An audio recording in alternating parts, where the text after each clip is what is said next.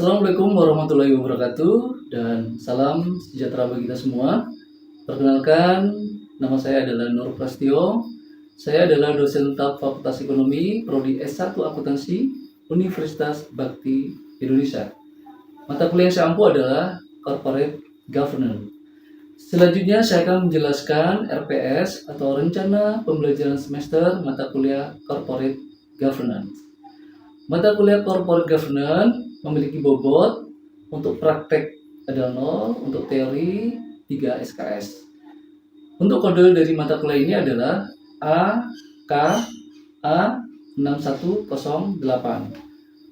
Mata kuliah Corporate Governance diikuti oleh mahasiswa di semester 6. Kemudian untuk CPL atau capaian pembelajaran lulusan dari mata kuliah Corporate Governance, yang pertama adalah bertakwa kepada Tuhan Yang Maha Esa dan mampu menunjukkan sikap religius. Yang kedua, mampu menunjukkan sikap bertanggung jawab atas pekerjaan di bidang keahliannya secara mandiri. Ketiga, mampu menerapkan pemikiran logis, kritis, sistematis, dan inovatif dalam konteks pengembangan atau implementasi ilmu pengetahuan dan teknologi yang memperhatikan dan menerapkan nilai humaniora yang sesuai dengan bidang keahliannya. Kemudian yang keempat, mampu mengambil keputusan secara tepat dalam konteks penyelesaian masalah di bidang keahliannya berdasarkan hasil analisis informasi dan data. Dan yang kelima, mampu menguasai konsep dasar kependidikan yang mencakup perkembangan peserta didik, teori-teori belajar, hakikat sains, dan pola pikir ilmiah.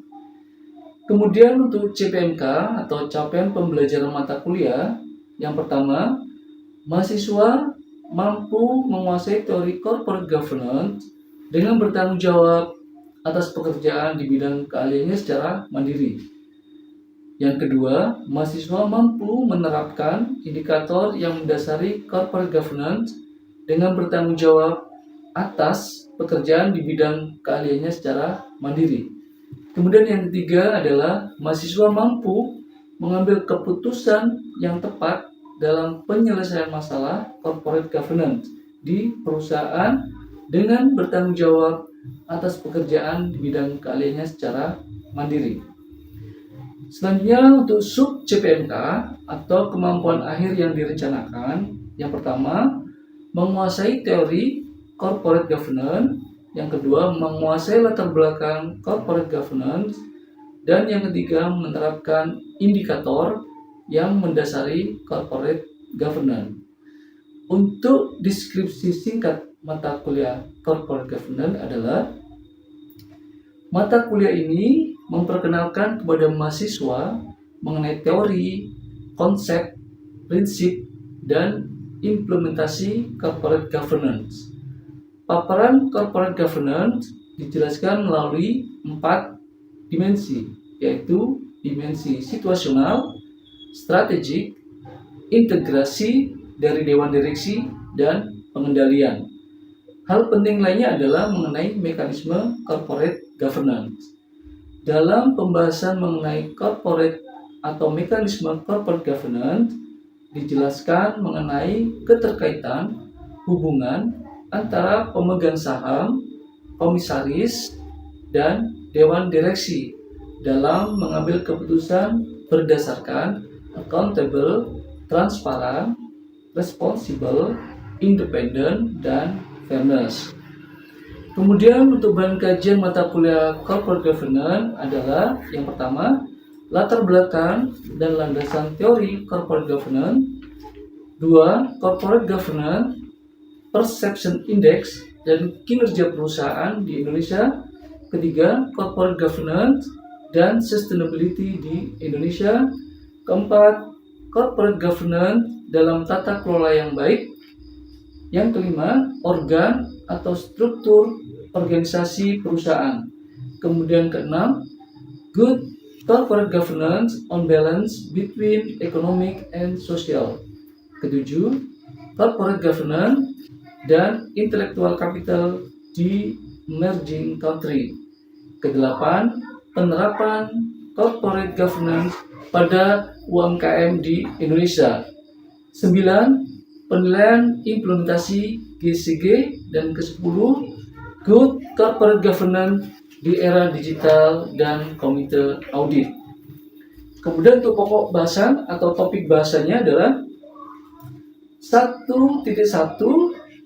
mata kuliah corporate governance, 2.1 teori corporate governance, 2.2 latar belakang corporate governance, 3.1 mekanisme GCG dan kinerja perusahaan, 3.2 corporate governance perception index, 4.1 CGPI dan kinerja perusahaan, 5.1 peranan negara, 5.2 peranan dunia usaha, 5.3 peranan masyarakat, 5.4 tentang transparansi, 6.1 tata kelola perusahaan, 6.2 mekanisme corporate governance, 6.3 mekanisme eksternal, 7.1 tentang perseroan terbatas, 7.2 tentang perseroan terbuka, 7.3 terkait pemegang saham, 7.4 variabel laporan tahunan dan penggunaan laba, kemudian 9.1 5 pilar dasar GCG, 9.2 panduan tata kelola perusahaan yang baik, kemudian 10.1 permasalahan keagenan, 10.2 voluntary disclosure, 10.3 teori upper echelon, kemudian 10.4 komponen IC, 10.5 karakteristik perusahaan di emerging market. Selanjutnya 10.6 dominasi corporate governance di Indonesia. 11.1 implementasi GCG pada perusahaan besar dan UKM. Selanjutnya 12.1 simpulan hasil review implementasi GCG.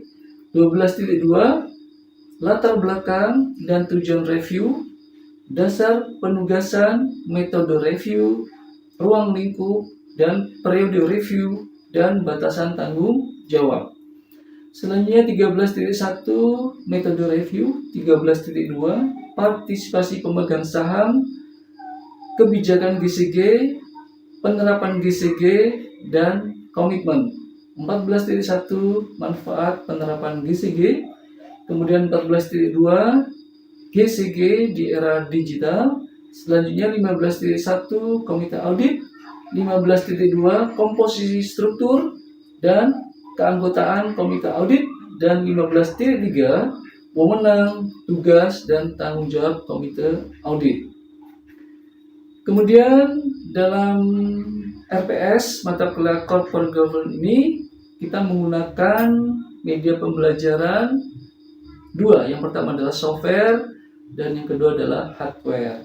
Untuk media pembelajaran software yang digunakan adalah PPT atau PowerPoint, PDF, internet berupa Zoom, Google Meet, Google Form, YouTube, WhatsApp, dan e-book. Sementara untuk hardware-nya adalah kita menggunakan modul atau buku, whiteboard, laptop, dan InFocus. Untuk diketahui dalam rencana pembelajaran semester mata kuliah corporate governance ini diadakan selama 16 kali pertemuan. Itu sudah termasuk dengan UTS, ujian tengah semester, dan UAS, ujian akhir semester. Baik, selanjutnya saya akan menyampaikan kontrak kuliah mata kuliah corporate governance. Dalam kontrak kuliah ini akan disampaikan di pertemuan awal. Adapun yang akan disampaikan yang pertama adalah tentang jadwal perkuliahan.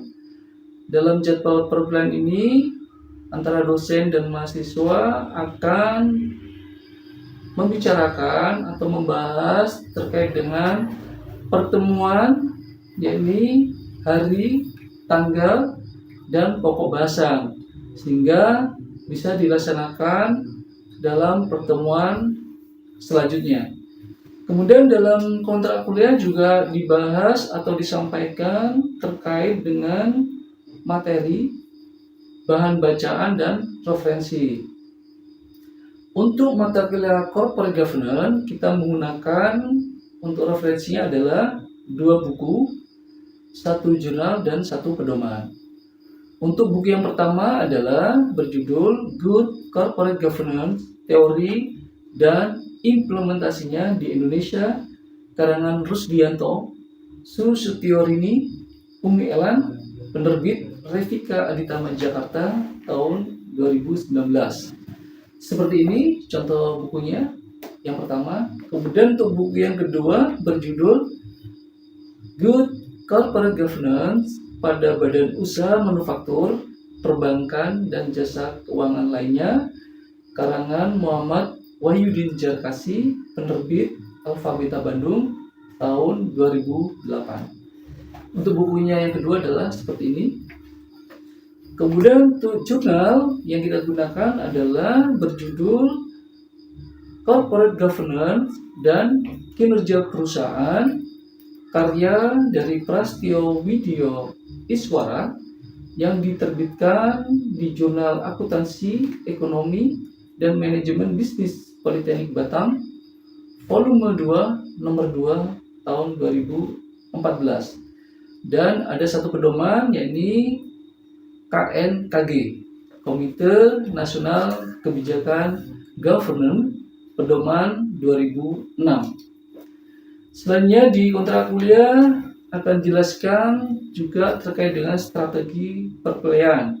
Untuk strategi perkuliahan mata kuliah Corporate Governance ini adalah menggunakan pembelajaran, ceramah, diskusi kelompok, kemudian ada brainstorming, kemudian kolaboratif, pembelajaran berbasis masalah, ada tanya jawab, dan pemberian tugas atau assessment. Kemudian selanjutnya dalam kontrak kuliah juga dijelaskan berkaitan dengan penilaian dan kriteria penilaian. Untuk penentuan nilai itu memperhatikan beberapa aspek. Di antaranya yang pertama adalah untuk ujian tengah semester atau UTS itu memiliki bobot 30%. Yang kedua, kemampuan mengungkapkan pendapat dan bertanya sebesar 10%. Kemudian yang ketiga, partisipasi kelas, presentasi, tugas individu dan kelompok sebesar 20%. Dan yang terakhir adalah untuk ujian akhir semester atau UAS memiliki bobot 40%. Demikian pernyataan diri dosen, unjuk kerja, Tridharma Perguruan Tinggi, unsur pengajaran untuk sertifikasi dosen tahun 2024. Adapun untuk langkah-langkah pembelajaran akan disampaikan selanjutnya. Assalamualaikum warahmatullahi wabarakatuh. Selamat pagi dan salam sejahtera kita semua. Gimana kabarnya dari mahasiswa? Alhamdulillah sehat semua ya. Baik, sebelum dimulai, ini sudah hadir semua? Sudah absen semua? Oke, bagi yang belum absen nanti bisa absen di jurnal absen ya. Baik, sudah mata kuliah di pagi hari ini adalah pertemuan yang ke-5. Terima kasih. Tapi sebelum kita masuk ke pertemuan ke-5, angka berikutnya kita awali perkuliahan di hari ini dengan membaca doa. Kepada perwakilan mahasiswa, dipersilakan. Kegiatan pembelajaran pada hari ini kita berdoa terlebih dahulu menurut agama dan kepercayaan masing-masing. Berdoa mulai. Baik, terima kasih. Oke, selanjutnya sebelum kita mulai materi pertemuan ke-5, yakni tentang corporate governance dan sustainability di Indonesia, saya coba refresh di pertemuan minggu kemarin ya. Kira-kira ada yang masih ingat minggu kemarin kita bahas tentang apa? Baik Pak, untuk pertemuan yang kemarin itu tentang CGBI,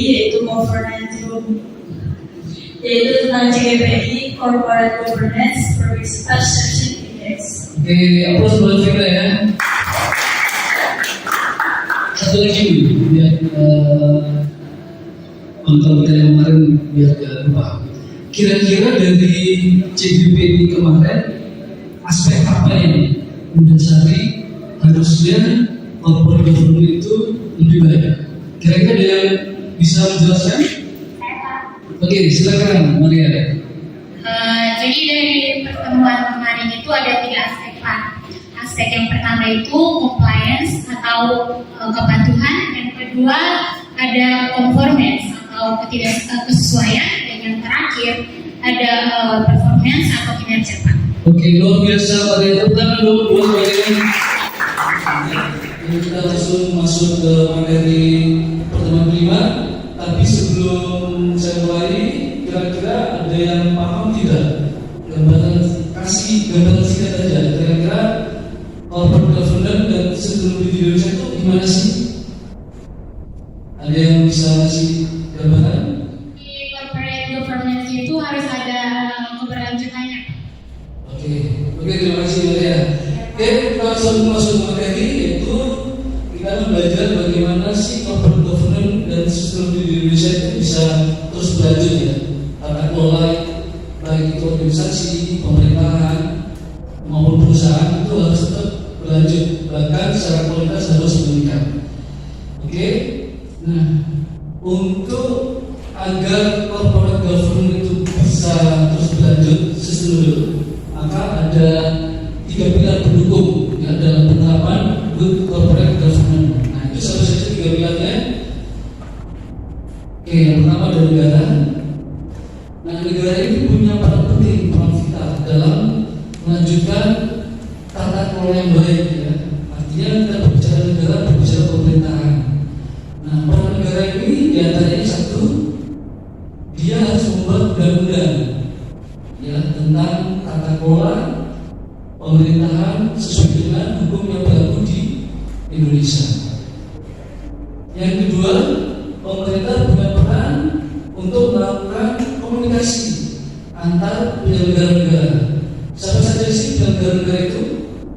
Bisa presiden, ya, bisa DPR, bisa MPR, bisa kepolisian, bisa kejaksaan, bisa TNI, yang di level manajemen pusatnya itu pemerintah harus membuatkan komunikasi agar antar penyelenggara negara itu bisa menerapkan yang namanya good governance, tata kelola pemerintahan yang baik.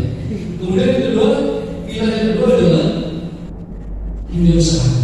Nah, dunia usaha itu ya pelaku usaha, mulai dari pelaku mikro, kecil, menengah, dan besar. Kalau di era dulu, ya ketika terjadi krisis moneter, ya mulai tahun 1998 hingga 2007, iklim dunia usaha kita ini sangat tidak sehat. Ya. Kenapa? Karena hanya mereka yang memiliki akses komunikasi tertentu saja yang bisa melakukan atau mendirikan usaha, sementara pelaku kecil itu sama sekali tidak bisa. Sehingga dominasi pengusaha yang usia di menengah atas itu sangat dominan.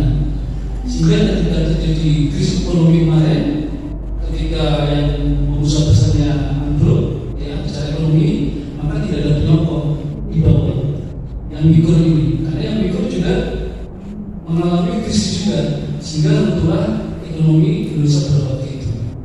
Dan jangan sampai turun lagi di saat ini. Kemudian pilar yang ketiga adalah, nah ini ada peranan dari masyarakat. Kalau dulu sebelum diterapkan GCG, kontrol sosial yang ada di masyarakat itu tidak berjalan sama sekali, ya. Karena bagaimana mau berjalan untuk berpendapat, ya, untuk berorganisasi itu sangat susah. Jadi kalau masyarakat mengetahui ada hal-hal yang kurang benar di era itu, masyarakat tidak berani untuk melaporkan. Nah untuk saat ini tidak perlu terjadi lagi peran masyarakat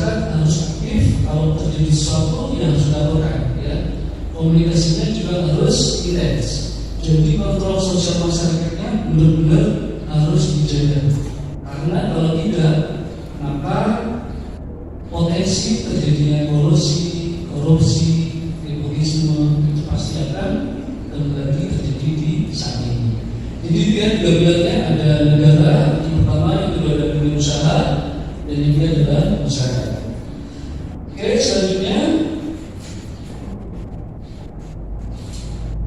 nah apa saja sih tiga pilar pendukung penerapan GCG atau Good Corporate Governance itu? Oke, dari negara dulu ya. Nah, seperti yang saya jelaskan tadi, negara harus melakukan koordinasi secara efektif antar negara-negara, kemudian membuat aturan. Nah, aturannya itu tidak aturan satu arah, tapi dua arah, dengan mengajak masyarakat seperti lembaga swadaya masyarakat, ya, ataupun masyarakat di luar non government. Kemudian menciptakan sistem politik yang sehat. Dulu di era dulu sistem politik kita kurang sehat, ya. Hanya mereka sekali lagi yang memiliki polusi atau pendekatan secara personal itu yang bisa melakukan segala aktivitas. Kemudian penegakan hukum harus tegas, jangan tumpul di bawah tapi tajam di atas. Gitu. Kemudian penegakan atau mencegah namanya KKN. Jadi KKN tahu polusi, korupsi dan nepotisme. Kemudian tindakan pelayanan masyarakat, pasti kualitas servis pada masyarakat harus ditingkatkan jika ingin GCG-nya berjalan lebih baik. Kemudian yang terakhir adalah menciptakan iklim usaha yang sehat, efisien dan transparan. Kemudian selanjutnya peran bagi dunia usaha itu apa saja sih? Yang pertama adalah menerapkan etika bisnis. Ya, bisnis itu harus punya etika. Dua, patuh melaksanakan undang-undang. Kemudian meningkatkan kualitas dan pola kerja sesuai azas GCG secara berkelanjutan, dan yang terakhir adalah melaksanakan fungsi ombudsman. Ombudsman itu pengawasan. Kalau dirasa ada diskriminatif terhadap usaha yang dijalankan, silakan untuk melaporkan ke pihak yang berwenang. Itu namanya ombudsman. Kemudian yang ketiga, pilar yang ketiga peranannya sebagai masyarakat, yaitu melakukan kontrol sosial yang bisa dijelaskan. Kemudian melakukan komunikasi dengan penyelenggara negara dan dunia usaha, dan yang terakhir mematuhi peraturan perundang-undangan. Ada di masih kalau ada yang mau tanyakan, boleh silakan ya tanyakan. Oke, selanjutnya adalah ini 5 prinsip dari Good Corporate Governance yang sudah disampaikan di pertemuan awal. Coba saya ingin refresh lagi. Yang pertama adalah adanya transparansi, kemudian ada accountability, ada yang namanya responsibility, kemudian ada independensi, dan yang terakhir adalah fairness. Kalau kita singkat biar mudah-mudahnya tarif, ya. Tarif. Transparansi berarti harus terbuka, accountability berarti harus bertanggung jawab kinerjanya, responsibility juga bertanggung jawab secara personal, independensi berarti mandiri, yang tidak boleh diintervensi, dan yang terakhir adalah fairness, keadilan dan kewajiban. Itu ya 5 prinsip yang harus diketahui dari industri semuanya. Selanjutnya, nah untuk melanjutkan tadi apa ya sih sebenarnya dimaksud dengan transparansi tadi itu terhadap prinsip pelaksanaan GCG. Nah, prinsip dasar dari transparansi adalah menjaga objektivitas dalam jalankan bisnis. Perusahaan harus menyediakan informasi yang material dan relevan dengan cara yang mudah diakses dan dipahami oleh pemangku kepentingan. Selanjutnya, prinsip akuntabilitas. Prinsip akuntabilitas itu adalah bahwa perusahaan dapat mempertanggungjawabkan kinerjanya secara transparan dan wajar, dan harus dikelola secara benar, terukur, dan sesuai dengan kepentingan perusahaan, dengan tetap memperhitungkan kepentingan dari pemangku jabatan, pemangku kepentingan, dan pemegang saham. Selanjutnya, prinsip responsibilitas, yaitu prinsip perusahaan di mana harus dan patuh pada peraturan perundang-undangan, anggaran dasar, dan peraturan perusahaan dan tanggung jawab sosial. Selanjutnya, prinsip independensi.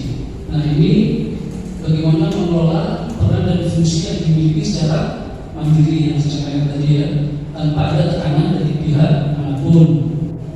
Kemudian yang tidak sesuai dengan peraturan yang berlaku dan prinsip serta tata nilai perusahaan yang sudah didefinisikan. Kemudian prinsip fairness atau kewajaran dan kesetaraan atau keadilan. Jadi perusahaan memberikan, kalau ini berbicara perusahaan ya. Jadi perusahaan memberikan kesempatan kepada pemangku kepentingan untuk menyampaikan saran dan masukan, membuka akses informasi, ada perlakuan equal itu sama rata bagi pemangku kepentingan sesuai kontribusi. Kemudian ada kesempatan yang sama dalam penerimaan karyawan, karir secara profesional tanpa membedakan ras. Oke, selanjutnya kalau memang ada yang menanyakan silakan ya. Nah, kita beranjak ke permasalahan keagenan. Apa sih permasalahan keagenan itu? Oke, ada dua hal dalam keagenan. Agenan kalau menurut ABLD mungkin bukan agen tiket gitu ya. Tapi agen itu ada dua hal dalam prinsip di sini. Yang pertama adalah memilih prinsipal. Memilih prinsipal adalah pihak yang berkontribusi dalam modal. Contohnya siapa? Kontrak yang tidak lengkap atau incomplete kontrak. Sebelum kita lanjutkan, mungkin ada yang mau ditanyakan terkait dengan good corporate dan civil diligence. Oke, Fadila silakan. Tadi kan sudah dijelaskan perannya 3 pilar. Nah, saya mau bertanya, jika seandainya 3 pilar itu tidak bisa bersatu, maka apa yang akan terjadi? Terima kasih. Oke, pertanyaan bagus. Prof, buat Fadila dong. Jadi pertanyaan adalah bagaimana seandainya 3 pilar itu tidak bersatu ya? Atau salah satu yang hanya melaksanakan di sini, maka bisa dipastikan keberlanjutan good corporate governance tidak akan berlangsung lama. Ya. Jadi ya, jadi supaya sustainable maka 3 pilar itu harus bersatu bersama-sama untuk melaksanakan prinsip-prinsip di sini. Kalau dua Pak, bersatu-satunya tidak sama, tidak bisa. Peranan negara harus kuat, peranan dunia usaha juga harus menjaga iklim usaha yang sudah sehat, peranan masyarakat sebagai kontrol sosial juga harus tetap terjaga. Nah, ini dalam situs lingkungan.com 2010 dijelaskan bahwa sustainability is broadly defined as meeting the need of present generation without compromising the ability of future generation to meet their own needs. Yang berarti pembangunan yang dapat memenuhi kebutuhan saat ini tanpa harus mengorbankan kemampuan generasi masa depan dalam memenuhi kebutuhannya. Artinya pengalaman masa lalu jangan sampai dilimpahkan ke generasi saat ini. Jadi generasi saat ini hanya menerimanya kayak aja, tapi harus justru lebih inovatif, berkualitas dan terus. Oke, sekarang sudah selesai materi di pertemuan kali ini. Sebelum saya akhiri, mungkin ada yang mau ditanyakan? Sudah tidak ada. Saya kira itu. Terima kasih atas kehadirannya. Kita ketemu di minggu depan. Saya akhiri. Assalamualaikum warahmatullahi wabarakatuh.